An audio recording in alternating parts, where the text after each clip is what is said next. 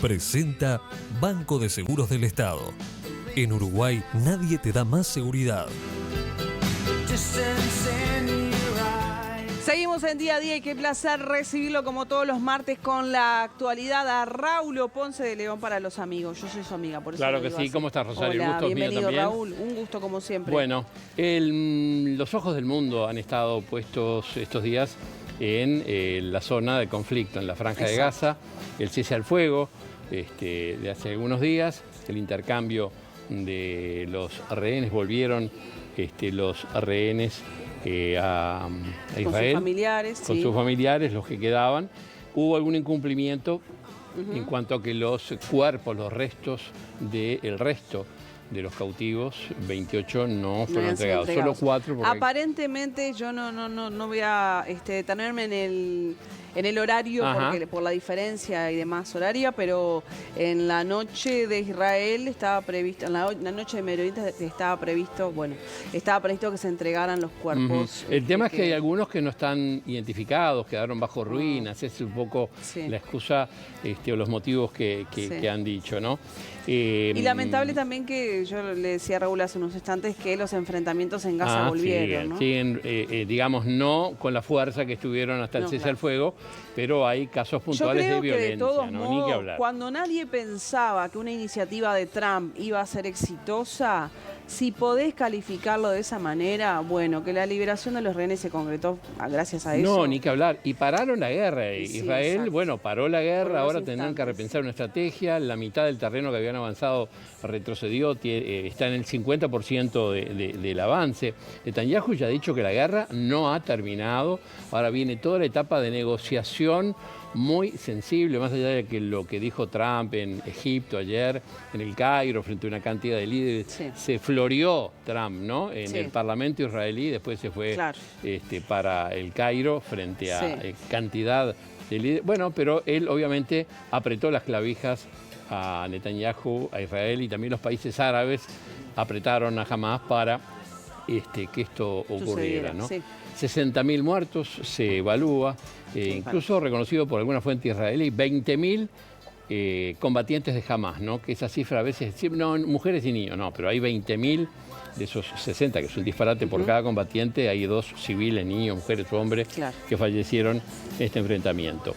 Esto obviamente ha traído inconvenientes en cuanto a la reacción de muchas sociedades respecto a la política de Israel y respecto a el judaísmo en sí, ¿no? Han habido algunos brotes de antisemitismo, incluso aquí en nuestro país. El año pasado, en el Día Internacional de la Mujer, si tú recuerdas, el 8 de marzo, y desfilaron la famosa, era como el una cabezudo, ahí está, una cosa así, que motivó... Que tenía la estrella de David en la frente, exactamente. Eso motivó un comunicado de la Institución Nacional de Derechos Humanos ya hace un año sobre el tema del antisemitismo, rechazando ese tipo de cosas que no están, digamos, bajo la libertad de opinión o de expresión. Eso no corre. Frente a eso, la nueva congregación israelita, con el apoyo del Comité Central Israelita y el Comité Judío Latinoamericano, le encargaron a Opción Consultores un estudio para evaluar las actitudes antisemitas en Uruguay, de mencionar si ha habido cambios a raíz de todos estos episodios que ocurrieron en Gaza, correlacionar algunas cosas de los judíos hacia los judíos y hacia Israel. Y algunos temas interesantes. Es muy largo el trabajo que presentó hace unos días Rafael Porcekansky. Pero digo, una minoría relevante de los uruguayos tiene opiniones desfavorables sobre los judíos, sin que existan indicios de que esa situación ha empeorado. Ya había, digamos, cierta tendencia. El 21%, la minoría étnica que genera mayor antipatía es de los judíos, 21%. Los armenios, 12%. Los venezolanos 9% y los afrodescendientes 1%. ¿Sí? Vamos a ver la primera gráfica tiene que ver con la parte del conflicto a la que apoya la gente. El 27% de los encuestados apoya a los palestinos, el 23% a los israelíes, ahí tenés en la gráfica, el azul.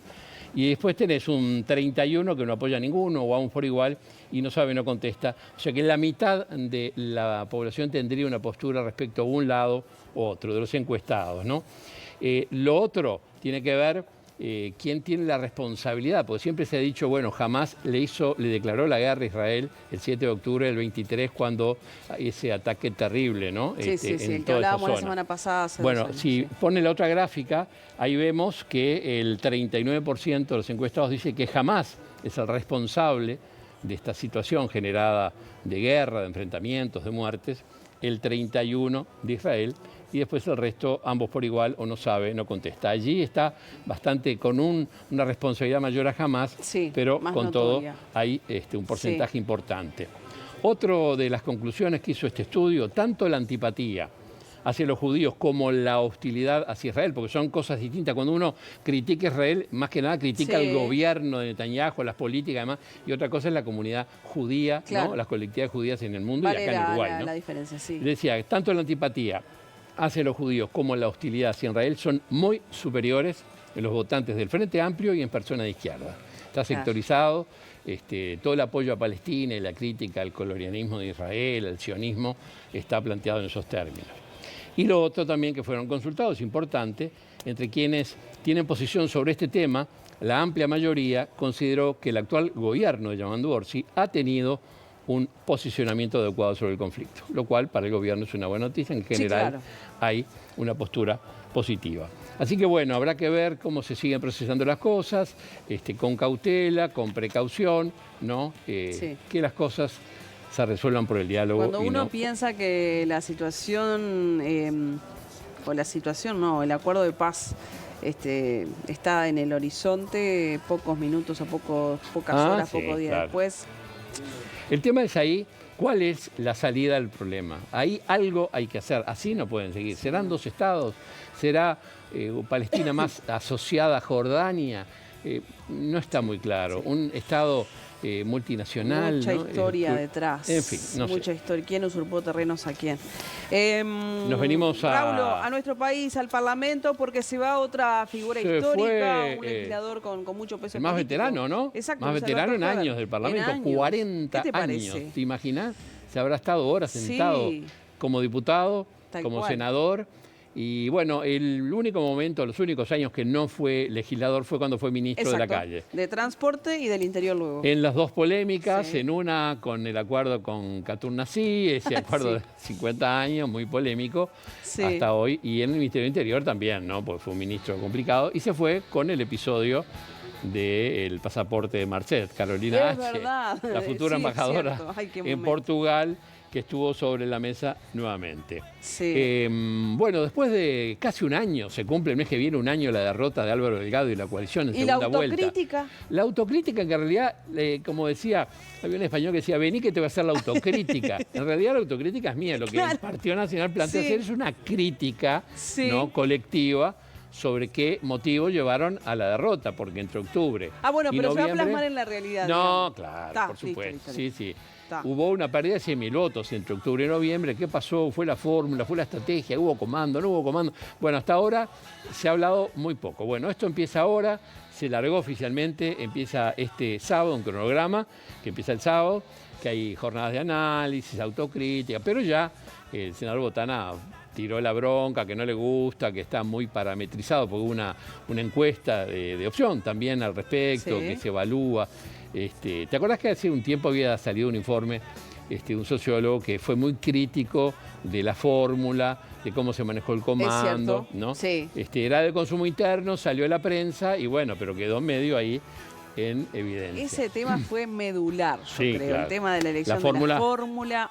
Y bueno, este sociólogo, yo no recuerdo el nombre ahora, que publicó este informe interno, decía que para él no era lo principal, era un elemento fundamental, pero él entendía que hubo errores en las propuestas programáticas, en cómo se manejó el comando, que no tuvo estrategia. Bueno, se verá ahora en la autocrítica colectiva. Bueno, no habrá ni apartamentos, ni edificio, ni casa, ni nada en el expredio de la Facultad de Veterinaria. La Facultad de Veterinaria se mudó, hizo una obra nueva y la facultad, la universidad en definitiva, que es la propietaria de esos terrenos, 6 hectáreas ahí en el centro, ¿no?, del buceo, de un valor inmobiliario impresionante, lo que planteaba el anterior rector con quien era la intendenta en ese momento, Carolina Cosa, hacer un proyecto armónico de mantener áreas verdes, pero utilizar los edificios y el alto valor inmobiliario para monetizar para la Universidad de la República y poder invertir en otros lados. 1.400 viviendas creo que van a ser, tomando en cuenta una cantidad, ya estaba acordada. Bueno, ahora hubo a partir de un grupo de vecinos que no queremos casas, que queremos solo áreas verdes. Bueno, finalmente la Intendencia y la Universidad dijeron, este proyecto queda desechado, así que se va a hacer un campus allí con la mayoría de las oficinas universitarias y otro tipo de cosas. Así bueno, que el presupuesto sigue en el Parlamento, qué masa, el articulado, ¿no? Qué masa, mirá qué bien. Y encima hay postergación de algunos artículos. Sí, un tercio de los artículos se discutieron, hubo acuerdo, por ejemplo, el secreto bancario, ese no tuvo acuerdo, quedó como desglosado y a partir de mañana lo van a empezar a discutir. Hoy calculan que la madrugada de recorrer todos los incisos, hoy arrancaban a primera hora Poder Judicial, Fiscalía, una serie de incisos y de oficinas, y mañana van a retomar uno por uno a rastrillar todo el presupuesto que suponen la terminarán a más tardar en la madrugada del viernes, pero ese es el límite ya constitucional. Hay muchos acuerdos con Cabildo, en muchos artículos, hay otros que se verán si logran la mayoría con otros acuerdos con el Partido Colorado, Partido Nacional, habrá que ver, va a haber presupuesto con algunos cambios de los que estaban. Bueno, y seguimos en el Parlamento con un minuto para hacer